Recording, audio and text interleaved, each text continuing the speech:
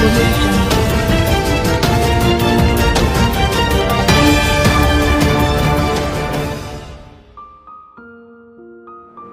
आदाब। मैं शम्स सफ़ी और आप देख रहे हैं विरासत टीवी। आज एक बार फिर हमारे साथ बात करने के लिए मौजूद हैं प्रोफेसर शमीम अहमद साहब। आज का मुद्दा है बाबरी मस्जिद या राम मंदिर। आपका बहुत बहुत इस्तकबाल है हमारे साथ बात करने के लिए। डॉक्टर साहब, ये बाबरी मस्जिद की जो हिस्ट्री है और ये राम मंदिर का जो फ़लसफ़ा है, इसके बारे में तमाम चीज़ें हम आपसे जानना चाहते हैं कि वहाँ से लेकर आज तक यानी 5 अगस्त तक का जो नींव रखी गई है इस कोरोना काल में, ये सब चीज़ें कैसी रहीं और वो उसकी हिस्ट्री क्या है, आप हमें बताइए। देखिए 1528 में बाकी थे, मीर बाकी, उन्होंने ये मस्जिद कंस्ट्रक्शन कराया था। लेकिन उसके बाद थोड़े दिन बाद से ये इशू उठाया गया कि साहब बाबरी मस्जिद जो है उसके कुछ 100 साल बाद कुछ वहाँ राम जी पैदा हुए थे और मंदिर तोड़ करके बनाया गया है। लिहाजा इस इशू को कम्युनलाइज और पॉलिटिसाइज, पॉलिटिकल गेंस के लिए कुछ ने उस चीज़ को जस्टिफाई किया, कुछ लोगों ने उसे अपोज किया। मस्जिद थी, उसके बाद वो चलता रहा। उसके बाद नमाज भी उस मस्जिद में होती रही, सब काम चलते रहे। लेकिन 22-23 फरवरी में 1949 आज़ादी के तकरीबन 1.5-2 साल के बाद ये हुआ कि रात में कुछ लोग, जो तारीख बताती है 40-50 लोग गए और उन्होंने गुंबद के नीचे राम लल्ला की मूर्ति रख दी। इसे कोर्ट ने भी माना है, इसके एविडेंस हैं। हाँ, कोर्ट ने भी माना है। जो जजमेंट आया है आपका नवंबर में, 9 नवंबर को सुप्रीम कोर्ट ने भी कहा है कि कुछ असामाजिक तत्वों ने वहाँ मूर्ति रखी थी, लेकिन उन लोगों ने कहा कि मूर्ति प्रगट हुई। और ये 22 और 23 फरवरी की रात की बात है और 22 तारीख की शाम तक वहाँ नमाज हुई, तो इसका मतलब वो मस्जिद थी। लेकिन उसके 1-2 दिन के बाद ही चीफ मिनिस्टर ने उसे लॉक करा दिया कि हमें ख़तरा है, इसमें झगड़ा वगड़ा कुछ ना हो। उसके बाद ज़ाहिर है एक इशू बन गया और बदकिस्मती ये है कि राजीव गांधी ने फरवरी 1, 1986 में एक लोअर कोर्ट का जजमेंट आया जिसे चैलेंज किया जा सकता था, लेकिन चैलेंज ना करके उन्होंने भी, उन पर चूँकि चार्ज था मुस्लिम अपीजमेंट का, शाहबानों का केस हो चुका था, तो उन्होंने अब हिंदू अपीजमेंट की बात करके उस ताले को खुलवा दिया और लिहाजा वहाँ दर्शन शुरू हो गए। वो चलता रहा।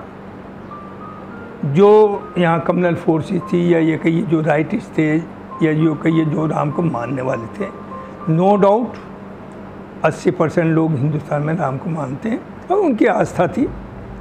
वो बैड इंटेंशन से भी हो सकती है, लेकिन सही इंटेंशन से भी हो सकती है कि वो दिल से ही ये मानते हों कि यहाँ राम थे, तो उसे हम डिस्प्यूट नहीं उसे पे करेंगे। लिहाजा वो चलता रहा। उसके बाद बीजेपी ने, जो सोकाल जनसंघ थी, इन सब ने एक बहुत बड़ा मूवमेंट शुरू कर दिया और कि बाबरी मस्जिद की जगह मंदिर बनना चाहिए राम लल्ला का। और इसी उसमें अडवाणी जी ने 1990 में एक रथ यात्रा सोमनाथ से शुरू की, अरे पूरे मुल्क में उसे लेते हुए उसकी कैंपेन के लिए, जिसमें कत्लेआम भी हुआ, कम्युनल राइट्स भी हुए, बहुत से डिस्टर्बेंसेस हुए। बिहार में जाकर उन्हें अरेस्ट भी कर लिया। बिहार में लालू प्रसाद ने अरेस्ट किया। बहरहाल वो सब अनफॉर्चुनेट एपिसोड था।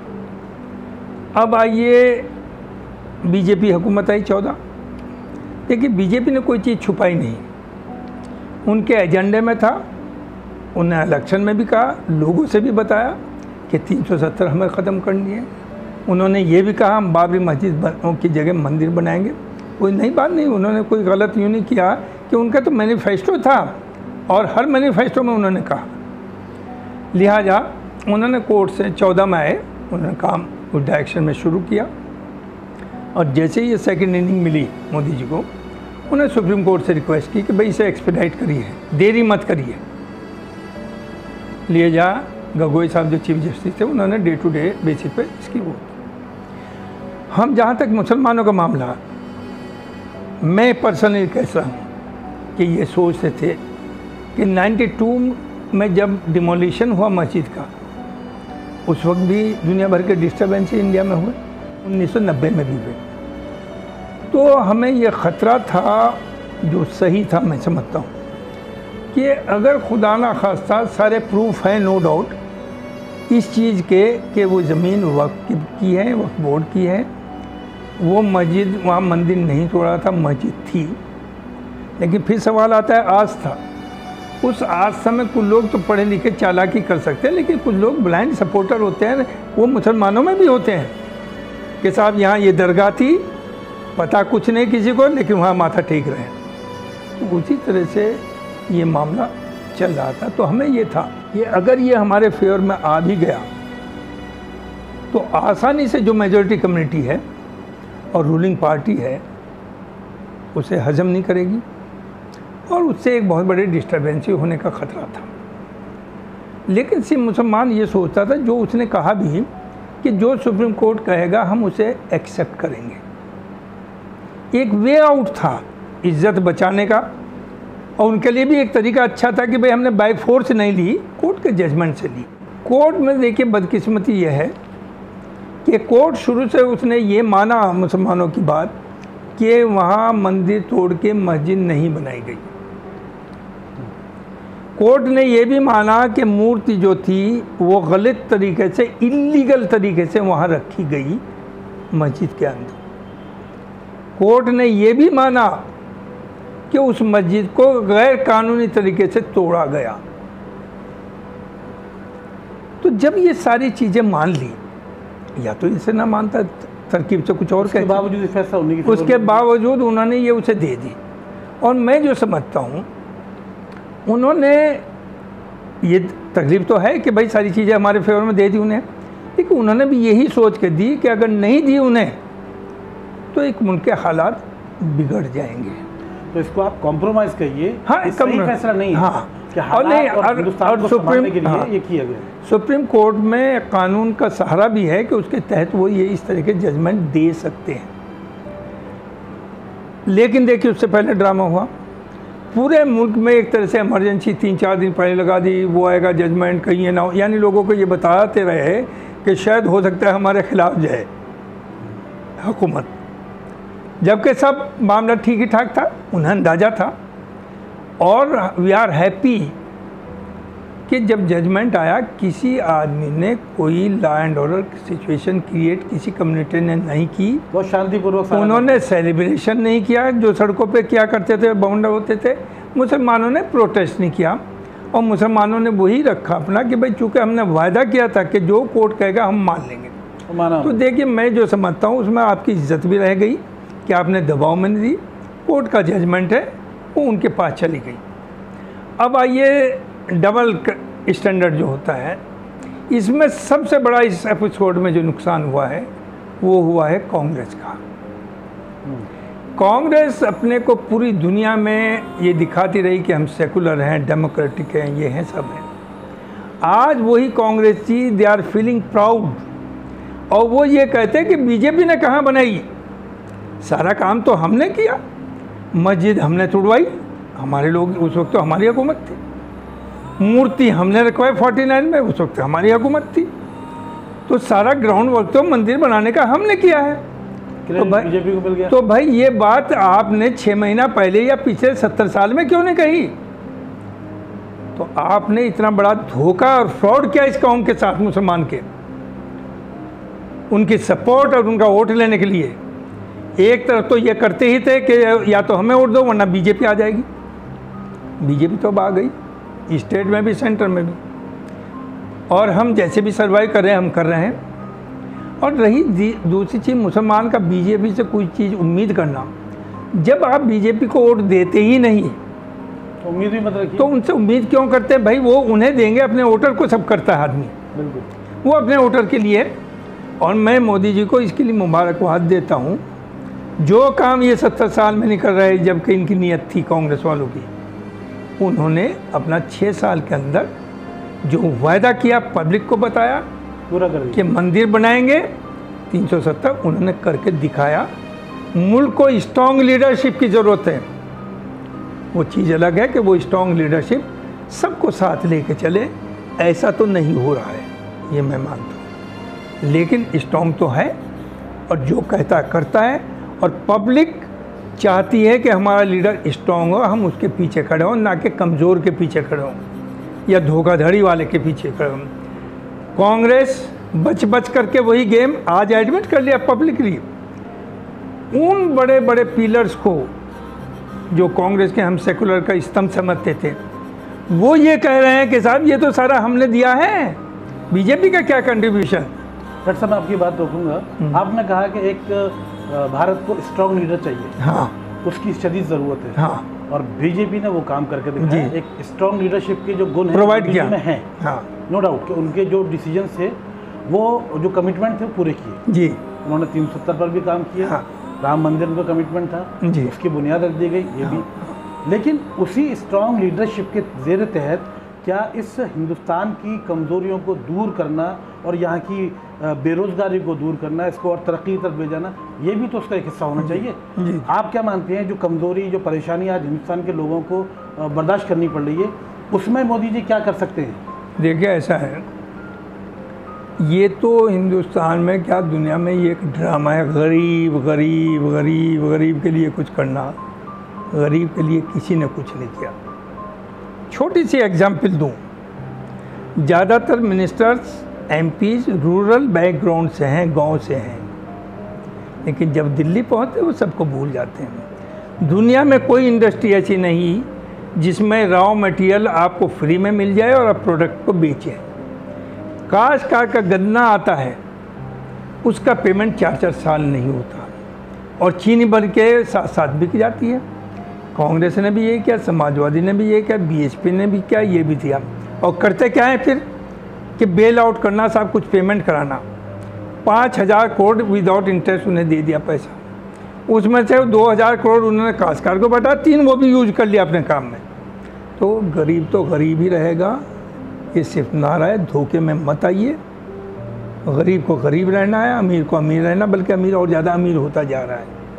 कांग्रेस के टाइम में भी यही हुआ, उन्होंने कभी सोशलिज्म पर यकीन ही नहीं किया। वो जो बात करते थे सेकुलर सोशल। मिलाकर मैं ये बात मानूं कि हमारे जो भी नेता रहे हैं, जो भी प्राइम मिनिस्टर पुराने टाइम में रहे हैं, जो आज हैं, क्या वो चाहते नहीं है कि ये मुल्क तरक्की करे, आगे जाए? तरक्की कर रहा, तरक्की तो इतनी की है कि जिस वक्त आज़ाद हुआ था आपके पास 2 फाइटर नहीं थे। हमारा मुल्क हिंदुस्तान 1947 में आज़ाद हुआ, हाँ। उसके बाद चाइना आज़ाद हुआ, जापान आज़ाद हुआ, हम उनके मुकाबले में कहाँ खड़े? हम कितनी तरक्की करके? We don't stand anywhere, that is true. लेकिन देखिए, हम चाइना की एग्जाम्पल तो देते हैं, हम चाइना की लाइफ के बारे में नहीं सोचते। वहाँ है डिक्टेटरशिप, यहाँ है डेमोक्रेसी। डेमोक्रेसी में आप जो चाहे नहीं कर सकते, लोग रोकते हैं, बोलते हैं, सड़कों पे आते हैं। वहाँ बोल के तो दिखा दीजिए आप। चाइना में यू कांट स्पीक, उन्होंने कहा 14 घंटे काम करना तो 14 ही करना पड़ेगा। यहाँ 8 घंटे की ड्यूटी तो 3 घंटा आदमी काम करते हैं, 5 घंटे इधर उधर जाता है आरामखोरी में। तो दैट इज़ द डिफरेंस। तो वो इसलिए डेवलप कर गए कि उनका एक सिस्टम है जिसे कहते हैं कम्युनिस्ट। उस कम्युनिस्ट सिस्टम में डिक्टेटोरियल सिस्टम है वो, जहाँ आप ना कुछ बोल सकते हैं ना लिख सकते हैं, जो आपको बता दिया वो आपको करना है, वो करते हैं।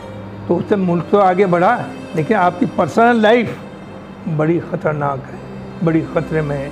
या कम से कम आप अपनी भड़ास निकाल लेते हैं, आप माने ना माने वो तो गवर्नमेंट पर है, लेकिन आप बोल तो रहे हैं। तो यहाँ इस वजह से हम पीछे हैं। इस डायरेक्शन में नो डाउट काम होना चाहिए, इस डायरेक्शन में काम होना चाहिए। इसे आसानी से ये नहीं कि हम सोच के कहें, लेकिन जो प्रैक्टिकल है मैं वो कह रहा हूँ कि गरीब गरीब है, गरीब ही रहेगा। नहीं, जैसे अभी आपने कहा कि लोग आवाज़ उठाते हैं, हाँ। तो अगर सरकार का कोई फैसला जनता के हित में होगा, उसके फ़ायदे के लिए होगा, तो लोग क्यों उनके खिलाफ बात करेंगे?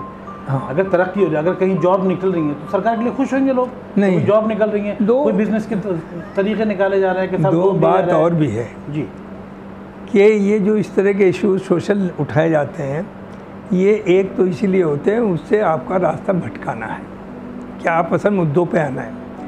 लेकिन मेरा जो एक्सपीरियंस, मैं जो कह रहा हूँ 70 साल से, हर गवर्नमेंट ने यही किया है।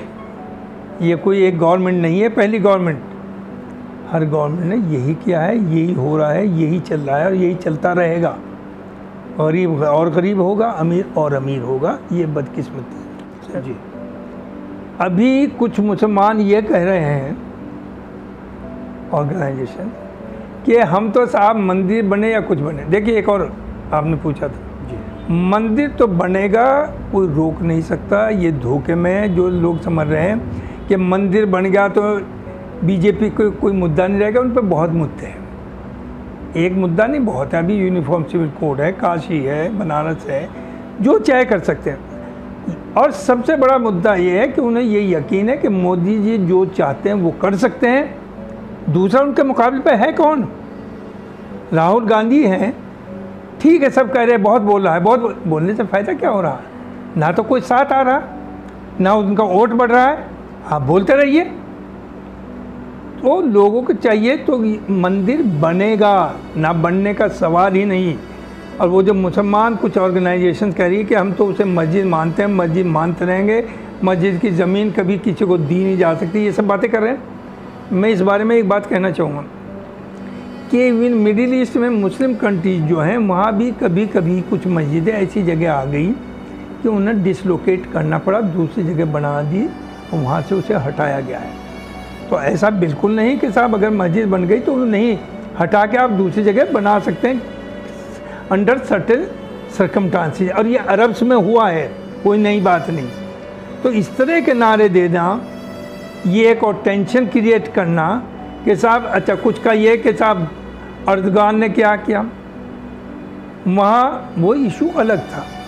वो चर्च को वहाँ से तुर्की वालों ने ख़रीदा था पैसा दे करके और मस्जिद बना दी थी, नमाज होती थी। उसके बाद वहाँ पर ये हुआ, एक हुकूमत आती है अतातुर्क की, वो ज़्यादा लिबरल थी, उसने उसमें म्यूजियम बना दिया। अब इनकी हुकूमत आई, लोग सुप्रीम कोर्ट गए कि साहब हमारी मस्जिद थी, नमाज होती थी, पैसा दे के हमने कन्वर्ट नहीं किया, कब्जा नहीं किया, ख़रीदी है। तो इन्होंने उस सुप्रीम कोर्ट के बेसिस पे कहा भाई नमाज हो गया। तो दुनिया बवंडा मचा रही, ये भी मचा रहे कि साहब अतातुर्क जो क्या वहाँ का मामला तुर्की का इंडिया से कंपेयर करना निहायत ही लोगों को मिसगाइड करना है। आपकी वो हैसियत कि साहब वहाँ ये हो गया, 500 साल बाद हम भी ये करेंगे, ये भूल जाए, ये मुमकिन नहीं। मंदिर बनेगा, मंदिर रहेगा, नोबडी कैन चेंज। हाँ, उन्हें 5 एकड़ ज़मीन दी है। कल ही मैंने एक फ़ोटो देखा, हालांकि इतनी जल्दी तो वो नक्शा नहीं तैयार होता है, नहीं हो, जिस पर लिखा एक विज़न कि हॉस्पिटल बना रहे, दैट इज़ गुड। क्योंकि मैं नहीं समझता वहाँ मस्जिद बनानी चाहिए। इतनी बड़ी मस्जिद क्यों बनाएंगे वहाँ? कौन आएगा? मस्जिदों की कोई कमी नहीं है। तो वहाँ एक छोटी सी, ज़ाहिर जब हॉस्पिटल होगा छोटी सी मस्जिद भी होगी, सबको फ़ायदा नमाज के लिए, लेकिन हॉस्पिटल से पूरी कौम को, हिंदू हो मुसलमान हो, सबको फ़ायदा हो, भारतीयों को फ़ायदा हो। तो देखिए हमें भी, हम मीन्स वी मुस्लिम्स ऐसी बातें ना करें, क्योंकि हम में मेजॉरिटी इज इलिटरेट या उतना अवेयरनेस नहीं है जो उन्हें आप पागल कर करके सड़कों पर ला दें। सोच समझ करके चलें। हाँ, डायलॉग करना आप गवर्नमेंट से करिए, आपके साथ जो जाती आप करिए, आप लिखिए भी, लेकिन वायलेंस या लोगों को इतना इंस्टिगेट हो जाएं जहनी तरीके से, वो हमारे इंटरेस्ट में नहीं है, ना मुल्क के इंटरेस्ट में, ना हमें। आखिर मैं आपसे एक चीज़ ये जानना चाहता हूँ कि आपने बड़ी अच्छी बातें हमको बताई कि मोदी जी की जो पावर है, जो उनके डिटर्मिनेशन है, उनके डिसीजंस होते हैं, वो करते हैं। बहुत सही बात आपने कही। राम मंदिर का जो उन्होंने वादा किया पूरा कर दिया। काश के इसी तरह से अगर ये पूरे भारत के लोगों को यूनाइट होकर चलने की दावत दें, उनको एक मैसेज दें। जिस तरह से मोदी जी अगर आज चैनल पर आकर एक मैसेज देते हैं कि सबको थाली बजानी है तो पूरा मुल्क थाली बजाता है, दिए जलाने की बात करते हैं तो पूरा मुल्क दिए, इसका मतलब यह पूरा भारत उनको बहुत प्यार करता है, उनकी इज्जत करता है, उनको पसंद करता है, उनको चाहता है।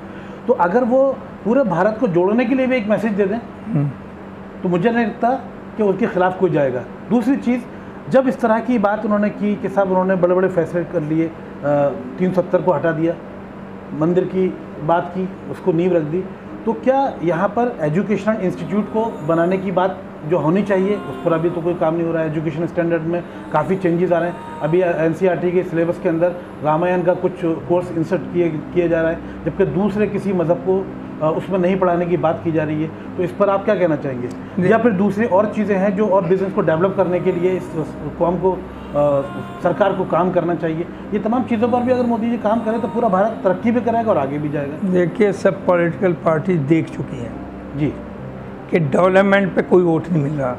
अखिलेश ने बहुत काम किया। I may not support in certain things. Muzaffarnagar कांड हुआ, हम मुझसे नाराज़ हैं, लेकिन अखिलेश ने जितना डेवलपमेंट 5 साल में किया ना, यूपी में कोई नहीं कर पाया। हर गांव की, हर मोहल्ले की गली गली सीमेंटेड हो गई, नालियाँ बन गई, सड़कें बनवाई, सब कुछ किया।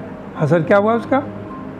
तो ये पॉलिटिकल पार्टी जब समझ गई कि डेवलपमेंट पे वोट कोई नहीं मिलता और पावर में रहना तो वोट चाहिए, तो वोट के लिए जो मोदी जी कर रहे, उन्होंने 2 सीट थी पार्लियामेंट में, अब 2/3 मेजोरिटी ले आए।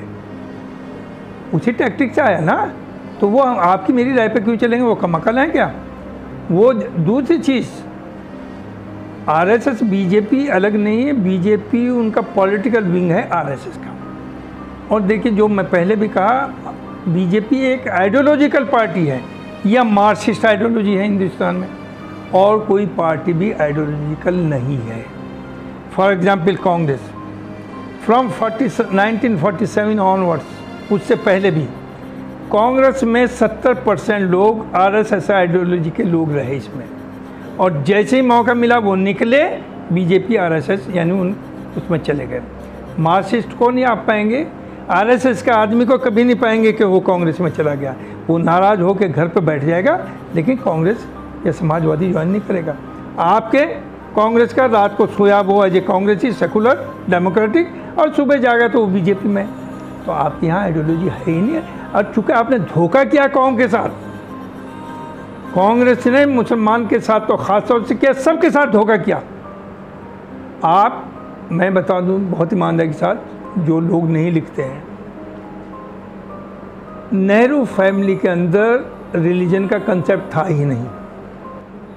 As a matter of fact you can say they are atheist, और एथिस्ट लोग हैं, कम्युनिस्ट भी तो हैं, वो ऐसी बुरी बात नहीं। आपकी सोच है, बहुत बढ़िया सोच है, लेकिन उनसे, ऐसे लोगों से ये एक्सपेक्ट किया जाता है ये ईमानदारी के साथ सबको बराबर मानेंगे, लेकिन ऐसा नहीं हुआ। आप गुजरात गए तो जनेऊ, अब आपने शुरू कर दिया मैं तो जनेऊधारी ब्राह्मण हूँ। आपका ब्राह्मण या हिंदू कोई लेना देना ही नहीं, आप झूठ बोल रहे हैं। चूँकि वोट चाहिए, आप मैसेज देना चाहते हैं कि मैं तो भाई बीजेपी आरएसएस वालों से भी बड़ा हिंदू हूँ, तो आप इधर के रहे ना उधर के रहे। जो कम्युनल वोट है वो देगा बीजेपी को। तो आपका कहने का मतलब ये है कि कांग्रेस में अगर मजबूती नहीं है और दूसरी कोई पार्टी नहीं है तो आप बीजेपी से सेटिस्फाइड है? मैं सेटिस्फाई हूँ या नो, मेरे हाथ में ही नहीं है। मैं कैसी बात कर रहा हूँ? I am not satisfied. Even if I am not satisfied, how does it matter?